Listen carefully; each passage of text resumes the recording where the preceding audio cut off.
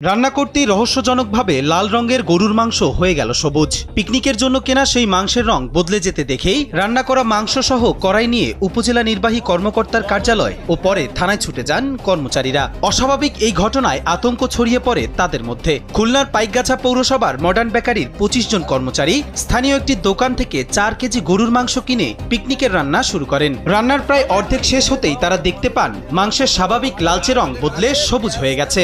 এরপর তারা প্রথমে মাংস বিক্রেতার কাছে যান, পরে রান্না করা মাংস সহ কড়াই নিয়ে উপজেলা নির্বাহী কর্মকর্তার কার্যালয় ও থানায় বিষয়টি জানান। মাংস বিক্রেতা ইসমাইলের দাবি, মাংসে কোনো ধরনের রাসায়নিক ব্যবহার করা হয়নি। একই সাথে দোকান থেকে আরো অনেকে মাংস কিনেছেন, তবে এমন অভিযোগ আর কেউ করেননি। টাটকা গরু জবাই করে বেচার পরে ফ্রিজের গোশত বেচেছি ১০-১২ জন লোকে নিয়ে গেছে।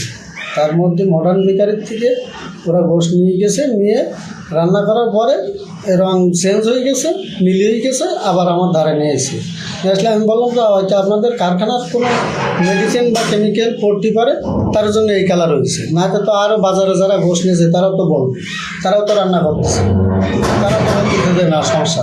তবে কী কারণে রান্না করা মাংসের রং সবুজ হয়ে গেছে তার কোনো নিশ্চিত কারণ এখনো জানা